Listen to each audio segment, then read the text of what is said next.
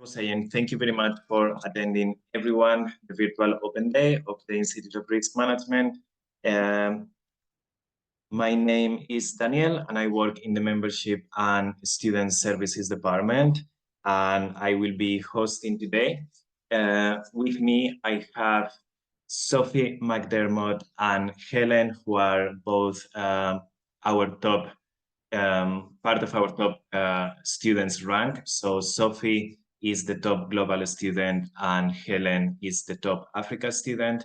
And then with us, we have as well Sally Starr, who is, well, she's a past student, but she's also our module coach. She has been with us for a few years now, and she's the module coach for the Enterprise Risk Management course and also for the first module of the Financial Services course. So thank you, everyone. Before we go ahead, I was just going to ask you, Sophie, Sally, and Hellen, are you able to unmute yourselves when you can? Just so I make sure. No. Okay, so I have to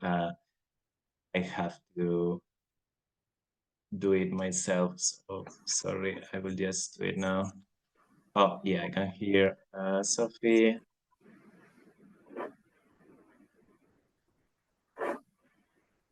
Perfect, thank you. So I will just leave like that. So we're moving on to the agenda, what we are going to be doing today.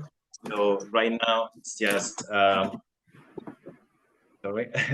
now it's just welcoming you and just an introduction to the Institute that will be done by me. And then at 11:10, we will move to a section called Student Experience and What I've Gained. Both Sophie and Hellen will be speaking about how studying the certificate has helped them. And then we will around 11:30 into the qualification and studies or section, which is going to be presented by Sally. And at the end, we will just do an overview of the enrollment process, the blended learning option, and also we will have hopefully some time for questions and answers. During the whole presentation, if any of you has any questions, please feel free to put them in the chat box. So then at the end, we can have a look and answer as many as we can. If we're able, we might answer some while the webinar is going on as well. So without any delay, I'm just going to play a little video about why getting qualified and why to do it with the Institute of Risk Management.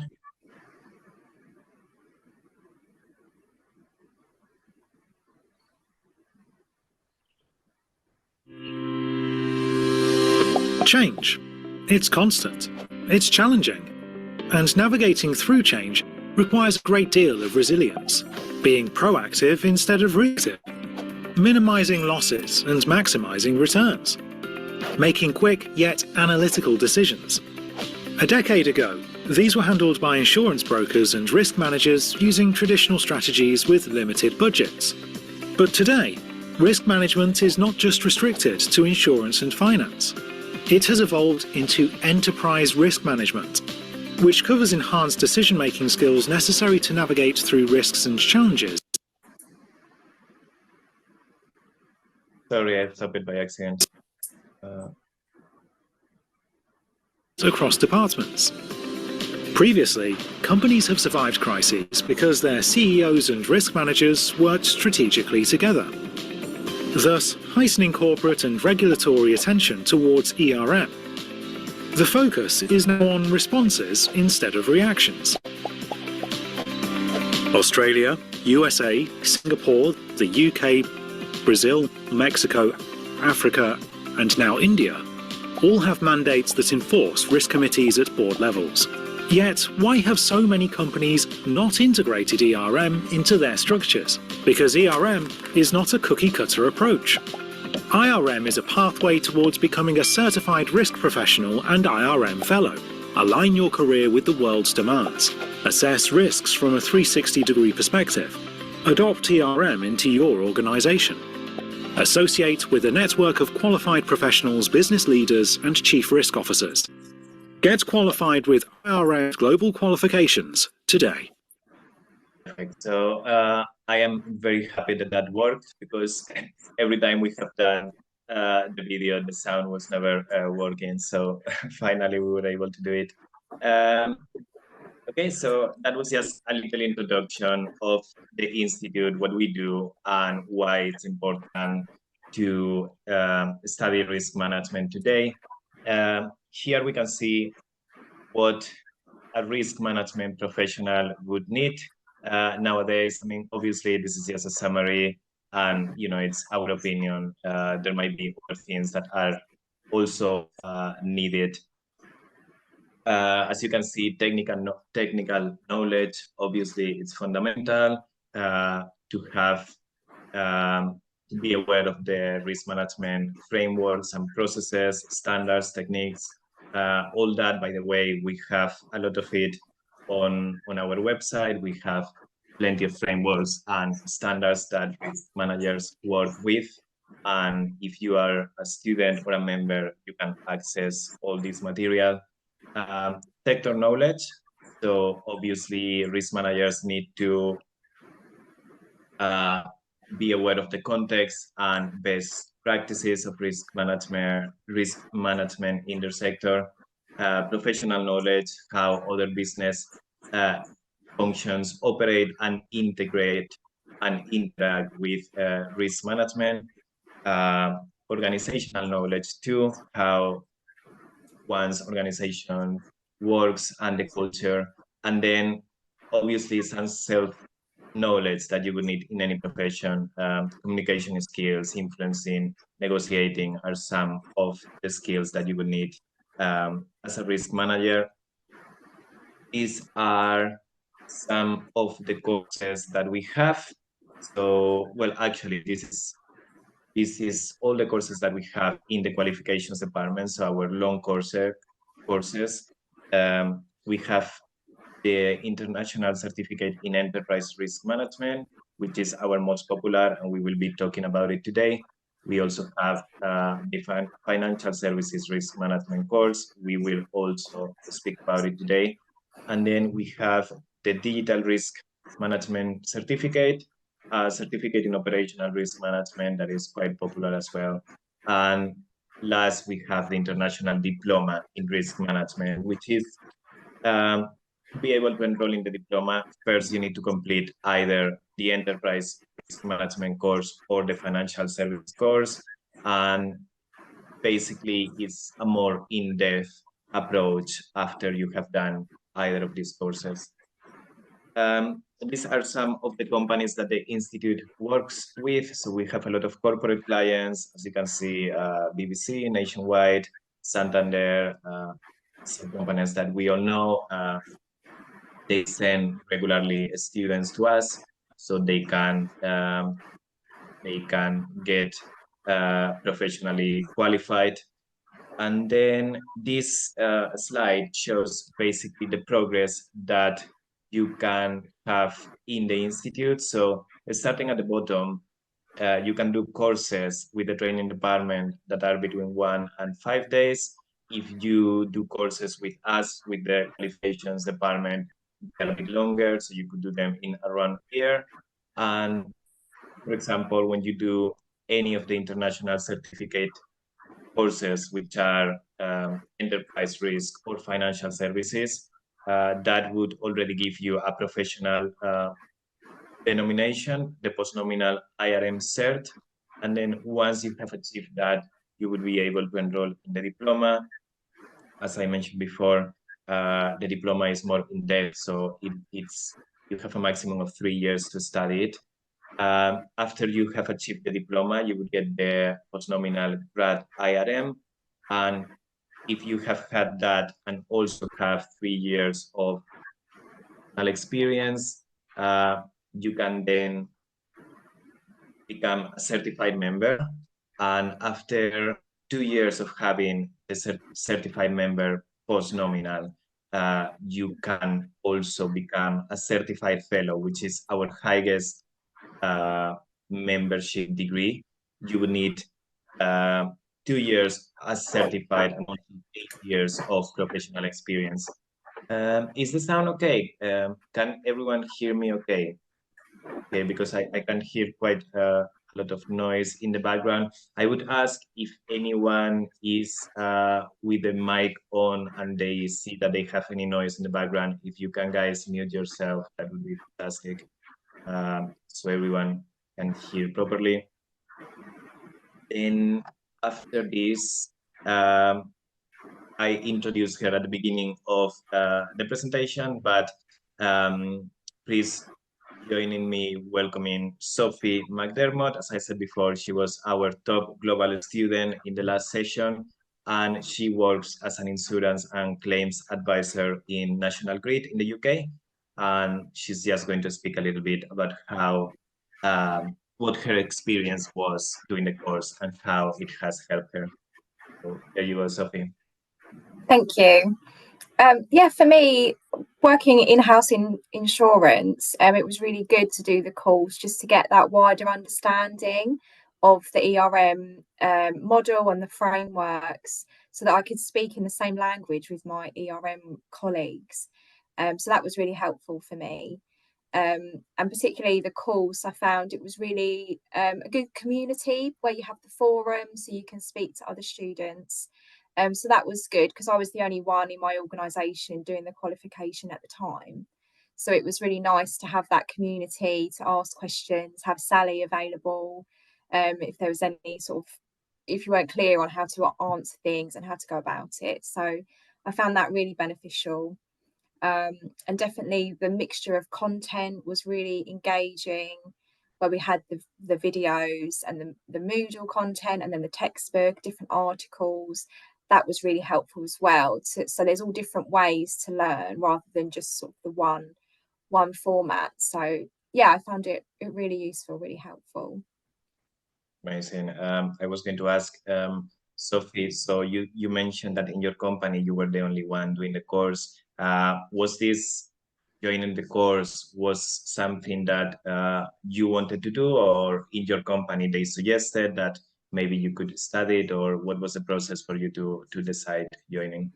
So it's something that I chose to do. I just wanted to broaden my experience, where I've been doing insurance for 8 years now. So I just wanted to do something a bit extra, just to broaden that out more for my career, for my next future steps, because a lot of insurance teams are in the same team as risk managers. So it was more just to get that experience for myself. But my company did fund that for me. So that was very good of them, and obviously gave me the time that I needed to sit the exam and to do the coursework. So they did support me massively in that respect. That's amazing. Good, yeah. That's amazing. Thank you. So how do you find going through the course content and the the online platform, the virtual learning environment? Was it easy? Yes, I think once I got the hang of Moodle, it was easy to navigate, and it reminds you of where you are, so you can sort of drop in. I would do, rather than doing a long session of studying, I would just do sort of an hour here and there. So it was helpful to remind you of where you are, and then it sort of ticks off when you've completed each section. So that was really helpful. And yeah, having the online content as well, it's easy to do when you know, in your lunch hour or things like that, rather than taking the textbook with you. You can sort of just drop in and study whenever. Yeah. Yeah, I was a student as well, by the way. I did the digital risk management course a couple of years ago. And yeah, definitely being able to take the materials with you everywhere, not having to pick a book, definitely helps. Even on the phone, you can download the Moodle app on the phone and you can access the material there as well. And one question that I was going to ask as well: have you been able to put into practice the course already? What you learned in the course in your current position, or have you noticed that it has changed anything in, I don't know, maybe your confidence in your role, or like settling the knowledge that you already had? Yeah, it's definitely given me more confidence. And I think having the designation as well, the IRMCert designation, is really helpful in that respect as well, because then it's sort of evidence of that knowledge. So people sort of will trust what you're saying as well. So that was really helpful. And yeah, it's just been good to be able to speak in the same language and use the correct terms so that everyone's on the same page. So that's been really helpful. Yeah, absolutely. That is a good point about the post-nominal as well. It seems like a small thing, but it's true that people really trust, professional denominations. Obviously, they denote that a person has been gone through the process of studying a whole course and, pass the assessments, which obviously means that person has the necessary knowledge to consultant or an advisor or freelance in many different capacities. Okay, thank you very much, Sophie, for your experience. And I would say to everyone listening, if you have any questions for Sophie as well or for Helen, please feel free to pop them in the chat box and we will try to answer as many as we can. So we're going to move into Hellen now. So Hellen Okanga is, as I said before, she's our top Africa student, and she is the acting manager on risk and compliance in her company in the Kenya Reinsurance Corporation Limited. And welcome, Hellen. If you can give us a little run on how your experience was, please.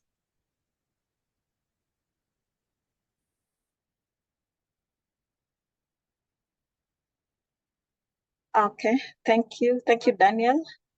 And yeah, my experience while doing the IRMCert, it was quite interesting. I've been practicing as a risk and compliance professional for quite some time. And the reason why I decided to pursue the IRM certification, the urge became stronger when I did the fundamentals of risk management, the form training, which is also offered by the Institute of Risk Management. So I liked the approach. I enjoyed the concepts, and I also found a very broad approach to risk management. There's this general misconception that risk management is for finance professionals, but interacting with IRM, I found the approach to risk is quite broad, which enabled me or made me have a lot of interest in doing the certification and pursuing it. So it's been something that I've always wanted to do because I did the form training way back in 2019, and it's really been on my bucket list. And I can say that it's been worthwhile because when I was doing the certification, as much as I've been practicing risk and compliance for a long time, concepts such as sustainability, resilience came in a big way, agility and all that. So I can say that those were quite well elaborated. And the syllabus is also very current. I like the approach on the current issues because there's this challenge of sometimes some professional papers just sticking to what the concepts without relating to the real issues. So I felt this certification broadened my mind to the global issues and which are also relatable to my own organization. Perfect. Thank you, Helen. So the same question I asked Sophie, was it your own decision to join the course or like get more like professional training on risk, or was it maybe from your company that they were interested in you doing it? What made you decide to go into it? Okay, for me, it was my own volition. I chose to do it. I had been practicing risk management even before I did the certification.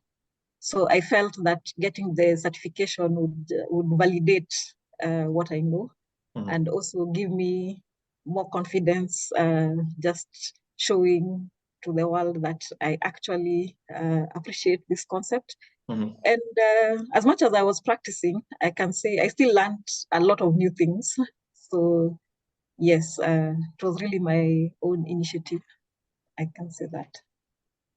And have you noticed after doing the course, have you noticed any changes? Meaning, like, has it helped in, like maybe, as you were saying, like obviously, because risk management really can be applied to any industry, but also it is such a wide subject that I feel like sometimes, it can be quite overwhelming. So as you were saying, like you depend on a lot of concept, a lot of theory, a lot of frames. So it's even like, for example, in your case, I imagine because you were working as a risk manager before already, you would probably know how to do a lot of stuff or certain things, but maybe you, after having done the course, you can tie more the links between, why something is done that way, or maybe if it's following a specific process or a standard. So after doing the course, have you noticed any changes? Like, do you feel more confident in your role? Yes. I can say that as much as I was practicing, I learned new ways of doing things. So areas like risk assessment, for example, one that is coming to mind is traditionally I'd just known risk assessment, you look at probability and impact. But when we're doing the certification, there is another approach that is proposed in there with regard to the amount of action that you need to take as a way of assessing risk. That one was something new. I had not come across that way of assessing risk. So I can say that's something that changed how I look at risk assessments. The other thing that changed significantly is the conscious approach to look out for opportunities, because I had a tendency to look at the downside more. But with this certification, it challenged me to continue looking at opportunities and focusing on opportunities, and especially the forward-looking aspect, because of the great emphasis on resilience. Because with regard to resilience, there's a lot of emphasis on being forward-looking, thinking of maybe even better ways or complex ways of doing risk assessment, because in some sectors, like if I can take the insurance sector, there are some risks, like let's say the climatic risks. The way climate is evolving, the historical patterns might not be very useful in assessing risks. So it challenged me to even consider other complex approaches, not to be afraid of collaborating with other colleagues like the actuarial experts to internalize some of those risks coming from, let's say, the complex models. Great to hear. Thank you, Helen. And I was going to ask as well, how is the risk management sector in Africa? Because we have a lot of students, a lot of students from Africa. So our perception is that it is an industry or a sector that it's growing a lot at the moment in that particular region. I feel like in the UK, it might be a little bit more, maybe, it has plateaued. Like it became really a big subject a few years ago, and I feel like now it has stabilized a little bit, but we do have the perception that in Africa is growing a lot at the moment. Is that your impression, that you have been there in the industry? Yes, and thank you for that question. Actually, this day coincided with the IRM's launch of the African strategy. And what I can say is that the participation was quite big. And the approach generally in Africa has been that risk management is a financial sector thing. So you find it's very strong in banking, in insurance sector. Beyond those two sectors, it has not been very strong. But today, in the session that we had, we have people from the energy sector who have even intimated about some strides they're taking towards embedding risk, because issues like climatic risk are affecting that sector to a great extent, the issues of ESG and all that. So risk, the interest in risk management is peaking in some of those sectors like energy. We also have the humanitarian world also coming in a big way because of disaster management and disaster risk management. So we had, from the participation, we had people from that sector demanding more from the IRM global on how they can support some of these sectors that would like to embed risk management in a greater way. So yes, in Africa, risk management is really growing, and growing even into non-traditional sectors as far as risk management is concerned. So that definitely makes it a good moment to get qualified in risk management and push your career for sure. Okay, perfect. Thank you very much, Helen. And the same, please, any questions, guys, pop them in the chat box and we will have later. I'm going to move on now on to Sally. So as I mentioned before, Sally Starr has been with us for a few years now. She was one of our best students as well of her, I don't know if you can say promotion, but of her cohort when she studied the course. And then we asked her to work with us. So she has been a module coach now for a while. And yeah, I'll leave you in her capable hands now to do a little introduction about the course. Thank you, Daniel. Yeah, and so hi everyone, I'm Sally. As Daniel mentioned before, I am the module coach for the certificate in enterprise risk management and also module 1 of the certificate in financial services risk management. So just to give you a very quick introduction to myself, I am a risk manager working in the metals and minerals industry, and I've been working with the IRM as a module coach for 4 years now. So as module coach, I'm here to help students with any queries that they have relating to the course content. I also facilitate discussions by posting news articles and conversation topics relevant to the module learning outcomes, just to encourage students to share their real life experiences of managing risk with one another. So I'll talk a little bit more about my role as module coach, the discussion forums and how all of this works a little bit later on. But first, I wanted to give you a quick overview of the syllabus contents for the 2 certificates. Daniel, if you wouldn't mind going to the next slide. Thank you very much. So module 1 is the same across both the enterprise and financial services certificates, and it really lays the foundation for the more subject-specific contents of module 2, which we'll touch on shortly. So module 1 is centered around the principles of risk and risk management and provides a real introduction to some fundamental concepts, exploring what risk management is, how risk management is developed into the profession that it is today, before going to look in more depth at the risk management process and some of the most widely used standards and frameworks used around the world today. And it does this through 6 units, and each of these focus on a different principle of risk management. So just to give you a very quick overview, Unit 1 provides a general introduction to some key risk management concepts, including definitions of risk and risk management, the history and origins of risk management, and also its importance for organizations. Unit 2 is centered around the topic of strategic planning for ERM, and this is where we start to explore risk management principles and frameworks along with the risk management process. Moving on to Unit 3, here we go on to look at context, objectives and risk assessment, considering both internal and external context, and why objectives are so critical to the process and how this all ties in with the risk assessment process itself.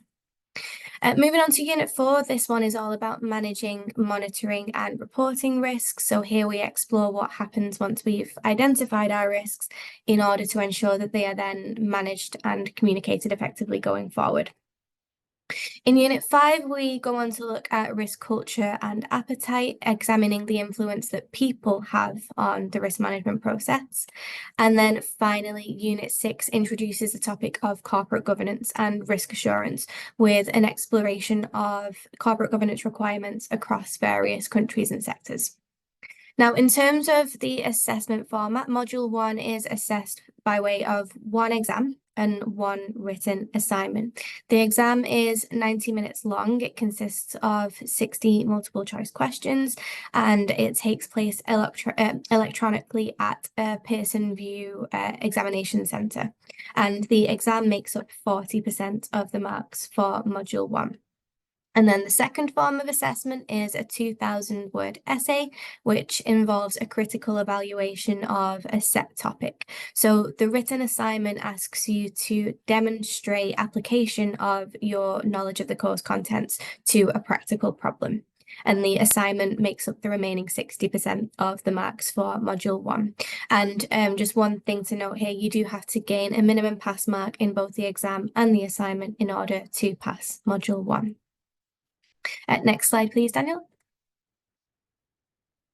Thank you. So building on these key concepts, Module 2 then focuses in on the practice of risk management by exploring the more practical aspects of implementing effective risk management within organisations to make sure that it is fulfilling its purpose by creating and protecting value. So as for Module 1, Module 2 is also broken down into 6 units. However, as I said earlier, Module 2's contents do vary slightly between the 2 certificates. So we'll start with taking a look at the certificate in enterprise risk management. So for this one, Unit 7 looks at the relationship between risk management and strategy, looking first at exactly what strategy is, and then introducing the different strategy models used by organizations in the context of risk management. Unit 8 is centered around the topic of sustainability, exploring the history and evolution of sustainability, and then what sustainability means in the context of risk management. Moving on to Unit 4, here we cover the topic of resilience. So we examine how risk management supports agility and innovation, along with some of the tools that we can use to test our organizational resilience. Unit 10 then explores the various approaches to risk management, looking at how approaches can differ depending on the field in which they're being used. So this, for example, banking, insurance, IT, health and safety, project management, supply chain, and also legal as well. Unit 11 is then all about embedding and maintaining risk management, and here we revisit the topic of risk culture, examining how organisations can assess and develop their risk management maturity through continuous improvement of their risk management frameworks and processes. And then finally, Unit 12 considers the topic of risk management competencies. So here we outline the skills and behaviours that are required of a successful risk management professional, and how, as risk professionals, we can provide as much value as possible to our organisations. This unit as well, I wanted to point out, also includes a section on facilitation, and it provides some really useful practical information on how we can get the most out of our risk workshops. Unlike Module 1, there is no exam for Module 2. Instead, Module 2 is assessed by way of 2 written assignments, so 2 2,000-word essays, again involving a critical evaluation of a set topic. And again, you must pass both of these assignments in order to pass Module 2. Next slide, please, Daniel. Thank you. Okay, so moving on to Module 2 of the Certificate in Financial Services Risk Management. Again, this one's broken down into 6 units, but these are tailored more specifically to the financial sector. So financial risk is not my speciality. I'm not the coach for Module 2, so I'll just provide a brief overview for the purposes of today's presentation. However, a full course syllabus can be found online, and that's the case for all of the certificates that we've looked at today. And I'm sure the student support team, Daniel, will be more than happy to answer your questions if you pop them in the chat box or if you want to get in touch at a later date. So just to give you a quick breakdown, Unit 7 of this certificate provides an introduction to key regulation and regulators in the banking and insurance sectors. Unit 8 looks at financial risks in the banking and insurance sectors and explores the primary financial risks, including liquidity, credit, market, and insurance risk. Unit 9 then introduces operational risk in the financial services sector, looking specifically at how operational risks are analysed and managed within this context. Unit 10 then develops on this by exploring some key operational risks, so specific risks within the banking and insurance sectors, such as cyber and data security, third party and consumer risk. Then moving on to Unit 11, here thanks Daniel. Unit 11 covers the topic of resilience, examining how risk management supports organisational resilience, again within the financial services sector, and how organisations can better manage future shocks, events, incidents, and provide their stakeholders with added assurance. And then finally, Unit 7 is centred around the topic of sustainability, evaluating the role of risk management in achieving the desired aspects of sustainability most relevant to the organisation in question. And the assessment format here is the same as for Module 2 of the IRM certificate, so two written assignments. So as you can see, both certificates have a very varied syllabus that's relevant to risk management professionals from all backgrounds. So no matter how long you've been in the field, there is something new for everyone to learn, while also going into more detail and more depth on topics that you might be more familiar with. And as Helen mentioned earlier, it is, hopefully you'll notice that it is also very current as well. It'll be topics that you are coming across within your own organisations today. Next slide, please, Daniel. Thank you. Okay, so now that you have a good idea of what the course entails, I'll talk you through the student experience and the various resources and types of support that you can expect to receive throughout the duration of the certificate. So on enrolling onto the course, you'll have access to a student handbook, and this includes lots of really useful information about the course in general, and it really guides you through your journey as an IRM student from start to finish. Now, arguably the most key resource that you will have available to you, and Sophie touched on this earlier, is the online virtual learning environment, Moodle. So the international certificates, they are distance learning courses, meaning that all of your studying will take place online, with the exception of the blended learning workshops, which Daniel will touch on later. But Moodle is where you'll find all of the unit lessons and the essential reading materials, with the platform, again, really guiding you through the course step by step. Now, within Moodle, students have access to a discussion forum where your module coach will be available to answer any questions that you have on course contents, and you'll also be able to discuss the learning materials with other students. So as was mentioned again earlier, this is a really useful resource because it puts you in touch with other risk professionals, not just within your industry, but in other industries and other locations around the world, allowing you to learn from one another and share your experiences in applying the principles and concepts within the reading. Moodle also includes a number of activities and exercises to undertake throughout the lessons. So these allow you to consolidate your knowledge and test your understanding of the course contents along the way. And then this is further supplemented by a sample exam paper that you can attempt prior to taking the real exam at the end of the course. Within Moodle, you'll find also a number of pre-recorded videos, including an introduction to the course, one or two videos focusing in on the module contents, and then another that's dedicated to exam preparation and revision. And then in addition to these, there's also two live mid-program webinars that are delivered halfway through the course. And here we explore the assignments in some detail, and also gives you the opportunity to ask some questions in real time when we're halfway through the course. And then finally, enrolling onto an IRM certificate also gives you student membership of the IRM. So you might have already seen that the IRM provides a number of free resources on its website, which are available to everyone. However, student membership gives you access to additional IRM resources that aren't available to the public. And all of these resources are supplemented by the IRM's helpful student support team, who are on standby to help you if you have any questions or problems that you might encounter along the way.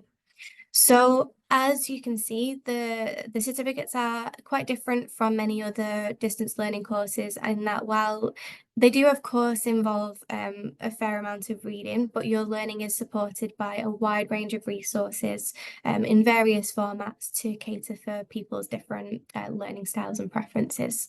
So hopefully that's given you a good overview of the course materials and the types of support that you can expect to receive upon enrolling.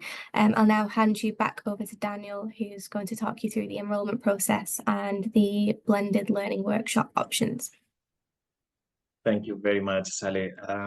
That was very useful and very in detail. And you can catch your breath now. Now it's my turn. So as Sally was saying, I'm just going to give you a little bit of information on how the enrollment process works, the blended learning option. Someone was asking in the chat box about this, and I answered the question. There is an option. It's not included in the course, but it is an add-on extra, and it's basically 4 different workshops where you interact live with one of the instructors. So I will speak about this in a second. The student journey, basically, the way it works is first, obviously, you need to enroll. To do this, you can do it either on our website directly. You can just enroll there. You can pay in the moment by card if you want, or you can get an invoice and then pay later by bank transfer. In the case, for example, a lot of our students are corporate. Their companies support their learning and they pay for their studies. So in this case, you would just invoice for your company. And then, as you can see here, the date that shows for enrollments is the 31st of May. So that date, just to let you know, in case you think it's a bit tight or we're too close now, it will be extended. So that is our official enrollment deadline, but we will extend it for further month. So it will be until the 30th of June that you will be able to enroll for the December 24 exams or assessments. After you enroll, you get access, after you complete your enrollment, you get access immediately to the virtual learning environment, which is Moodle, is what Sally was talking about before, is basically our online platform where we hold all the resources that students need and where you will find the course itself. So it is a distance learning course. Well, all of them are self-directed distance learning, but you do have additional resources like webinars and the blended learning if you choose. There's also lots of support. So as Sally was saying, it's not like you're just on your own at home studying. There are, there is the module discussion forum where you can interact with other students and also ask Sally questions. You do have support through that way.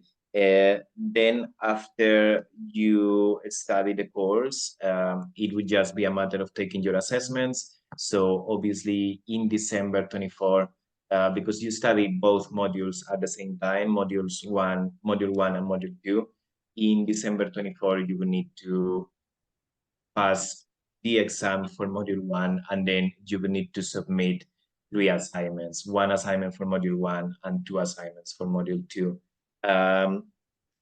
For like the deadline for the assignments, for the written assignments, is a little bit after the exams. So the first thing that you would be doing would be taking the exam, and then the deadline for the assignments is later. This doesn't mean that you have to wait, of course, to get the exam out of the way. For example, to focus on the assessments. The assignments already, the assignment questions are published 3 months before the deadline, in this case, December. So this is basically so you can focus on going through the whole course material. And then once you have finished, in this case, it would be around September, the assignment questions would be published so you can start on them. If you finish before, you can just submit your assignments whenever you want. You don't have to wait until December, but December is the deadline. Then after you have done all your assessments, the results are usually announced in February. So it takes around a couple of months. And then obviously, if you have completed the course and you have passed everything, as you can see here, you will get the postnominal IRMCert, and it says admitted to IRM. You are already admitted from the moment you start your studies, because from moment one, you are a student member. So you do have the same benefits as any other members. But what it means is that you get the member grade IRM. I mean, you would become a certificate member, which is what gives you the postnominal IRMCert, which is obviously a higher membership grade than student member. It doesn't show here, but if you happen to fail or to be absent of any of your assessments, then you will need to apply for a receipt or a resubmission, and that would be in the following exam session, which would be June 25. So we have 2 assessment sessions a year, one always in June and the next one in December. As you can see, there are no prior education requirements. Someone was asking about this in the chat box as well. There are no previous requirements because the international certificates start from the basics and then they go quite in depth, but anyone would be able to study them. Every module is 180 to 200 hours of study approximately. That's what it takes to complete them, to be successful. And then there is the blended learning option that I was talking about.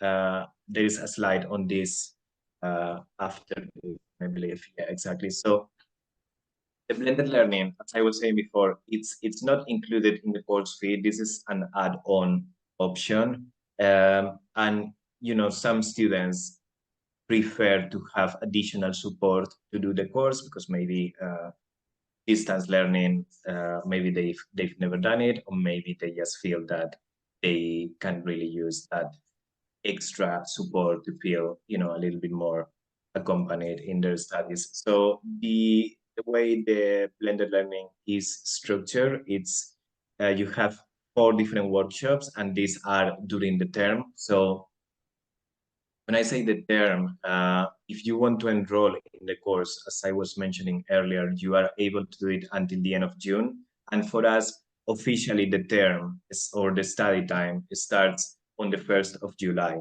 So the study time would be from the beginning of July until December, until the exams. And in this period of time is when you would have these 4 workshops. So obviously the first one is kind of around the beginning of the course, and then workshops 2 and 3 are in the middle, and workshop 4 is closer to the assessments. A little breakdown of what you would see, what you would find in each of the workshops. In the first one is an induction, so you would have an overview of modules 1 and 2. Then you would have they would explain to you how to go about your studies and some study techniques, and basically how to approach the whole course, so you are not just sat at home with a lot of text to go through and without knowing how to break it into parts. What to expect in the assessments, so how to go about them as well, and then just a little bit of information on messages that you can find every now and then in the virtual learning environment from us or from the module coach. When I say us, I mean the student support team. I mean, obviously, Sally is part of the IRM as well. Then in the middle of the term, you would have workshops 2 and 3. These focus on both of the modules at the same time. So as you can see, you would have some mapping of the learning objectives and a study guide. Then you would explore the risk management concepts a little bit further. So basically what the content that you are seeing in the course, they will develop a little bit further in these workshops. And then you will have, you will go basically from all the units of both modules 1 and 2, and you will have at the end some practice questions. And then workshop number 4 is focused on revision before the assessments. You would review the content of the modules again, just with the aim of having everything fresh before the assessments. Then you would go through some exam techniques and tips and things that you can take into consideration before facing your assessments. You will again have some practice questions, and then at the end there will be a Q&A session for you to basically ask the instructor in lifetime anything that you might need a little bit of extra help with, or anything that has not been clear during the duration of the workshops. And then, sorry, previous one. Then these are our contact details. So if you want to find out anything else about the course, you can either email us. Our email for the student support team is studentqueries@theirm.org. And then this is the telephone number that goes, it's the direct phone number for our team. So you have, if you see on the website, there is another phone number that is for the whole company, but you would have to go through different options when you call. This one goes directly to the student support team. And then that is our website. I imagine a lot of you will have already seen it. To enroll, you can either go to the website, as I said in the beginning, and in the qualifications page, you can find every course there, and in every section of every course, you can find an option to start the enrollment journey. Or you can also just email us if you have the website, and we will be able to provide you enrollment forms, like in PDF, manual. You can just type them, send them back to us, create an invoice for you, and start the whole process. And now, thank you, obviously, everyone for attending. We're very pleased with the attendance, and something that is in relation with what Helen was speaking about before. We do have a lot of participants today from Africa. We were approached at some point by someone that was in the East Africa group of the IRM, and they basically were interested in attending, and they said that they would pass the link to register to some people who were there as well. So I have seen that a lot of people were attending from there. So thank you very much. And now, if anyone has any questions, I have answered a few while Sally was speaking earlier, but I'm just going to check the chat box and see if there is anything left that we haven't answered. There's a couple here, Daniel, that I'm happy to take if you want, on the regulatory risk and Basel. So I'll answer both of those at the same time. So in terms of regulatory risk, Basel 1, 2, 3, They are, I believe, mentioned in Module 1 briefly, just in the context of, I mean, this is the reason one of the reasons a lot of organisations will undertake risk management in the first place, to comply with regulations or guidelines. But then Module 2 is where you start to go into more detail on these topics. So for the IRM certificate, that's where Unit 10 comes in, where we look at the different approaches to risk management in different sectors. So in these cases, yeah, legal and the banking sector. And then for the financial services certificate, I would imagine that Unit 7 is where this comes in, where we look at regulation within the financial services industry. Thank you, Sally. So I can see another question here. I'm not too sure. Yeah, so basically someone is saying, I am enrolled on the latest IRMCert for IRM with December exam. Where would I find access to content details for Moodle? I have downloaded the app, so just looking at where I link the course content to this. So whenever anyone is enrolled, we always send a confirmation of enrollment email, and then separately we send the VLE credentials. We call it VLE, Virtual Learning Environment, but it's actually the name of the platform is Moodle. So you must have received at some point an email with your login details for Moodle. This email is separate, and sometimes it does end in your junk folder because it's an automatic email that Moodle sends. So some IT settings consider it like spam. So if you can please have a look in your junk folder. I would say if you know the exact date that you enrolled and that we confirmed your enrollment, this is the same date where you should have the email in your junk folder. So please have a look. And if you cannot find it, then by all means, get in touch with us in studentqueries@theirm.org, and we will send new login details to you. I keep reading, are assessments in December for all modules at the same time?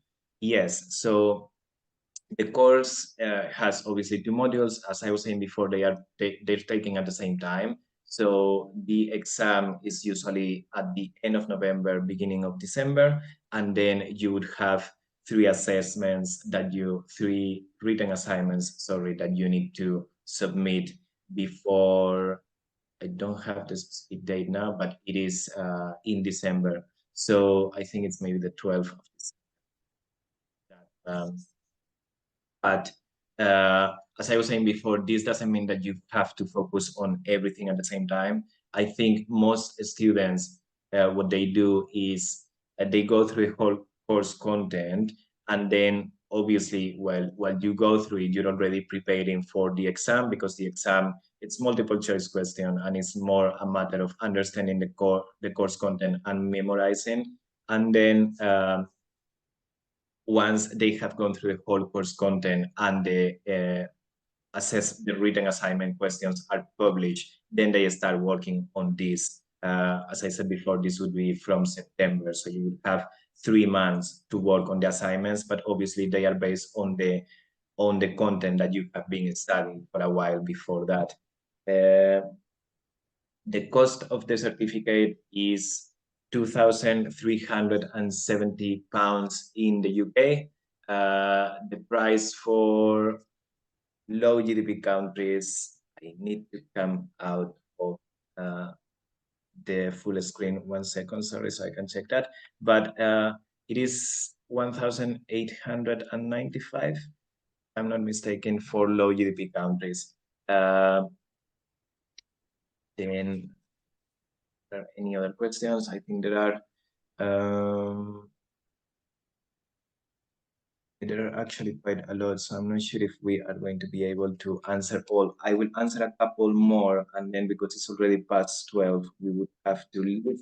But what I can do is I can copy all these questions, and then let me see. Yeah, I have the details of who has asked each question. What I can do is we can do a follow-up on this virtual open day with the answers to some of the questions that have been asked here, and we haven't had time to go through them. So yeah, the assessments are at the same time. The course of the certificate is done. Do you have dates of the blended learning for the FS certificate? So this is a very good question because it has actually been my mistake not to mention in this. Apologies. The blended learning option is only available for the enterprise risk management course. It is not available for the financial services certificate. So yeah, it's just for the IRM, enterprise risk management. And the dates are on the website. So if you go to the blended learning section that is linked to the course section, you can see there the dates, workshops. What if you miss the sign-up deadline? If you miss the sign-up deadline, unfortunately, you would have to enroll for the following cohort. So as I was saying before, we have assessment sessions in June and December. So if you say you don't enroll before the 30th of June and you do it on the 15th of July, then you would be enrolling for the June 2025 assessments. How can you pay from Nigeria to enroll? You can just do bank transfer, or you can pay by card in the moment that you enroll online. If you want to do it later and you don't want to do it in the moment that you're enrolling, you would get an invoice and our contact details are there. You can give us a call and we can take the payment over the phone.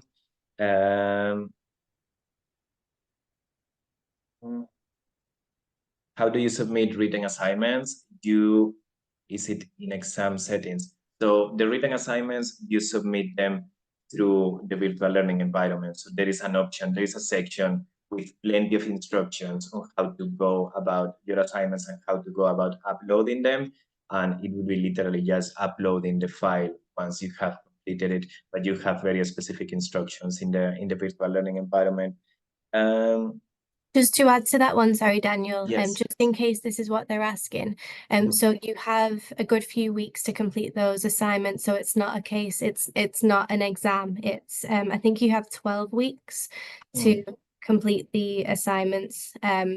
So you do have certain exam conditions in terms of plagiarism, not collaborating with other students. But yeah, it's not say on the day. You've got a good few weeks to complete them. Thank you, Sally. Yeah, I see what you mean now, and what maybe the person Olga was asking about. Yeah, it is not live. Obviously, when you have the written assignments, you do have like 3 months to work on them, and then once you are ready, you work on your free time. You work at home whenever you can, and then once you are ready, you upload the assessments. But definitely, there's certain criteria that needs to be met, and there are measures in place to avoid plagiarism and all that stuff. There is information about this on the virtual learning environment. Can someone combine IRM with FS? They can, but they actually would need to do yeah, they can, but they would actually have to just do both enrollments. So unfortunately, we don't have a way to say, for example, complete IRM and then just enrolling in module 2. I don't think we have many students in this situation that want to do both courses at the same time. But what I would say, Oyebanji, what I would say is, if you can please send an email to us, to Student Queries, with your specific situation, what you would like to do, we can actually look into it and see if there is a way, because we do have a system, we have a scheme in place for exemptions, sorry. So we might be able to actually get you exempt of module 1 once you have completed the full course. So you only have to enroll in module 2 of financial services. This scheme that we have exemptions, we use them mainly for the diploma, but moving forward, we are going to be setting a system in place for this specific situation that you were saying. Both modules, both courses are module 1, so it will make sense. And actually, that's all the questions. We have answered all of them. So anything else that anyone can think of after this, please just get in touch with us. And again, thank you very much, everyone, for attending. Thank you, Sophie, Sally, and Helen. We really appreciate your help and that you have been here with our possible or potential students. And with that, just have a good weekend. And thank you, everyone, for coming.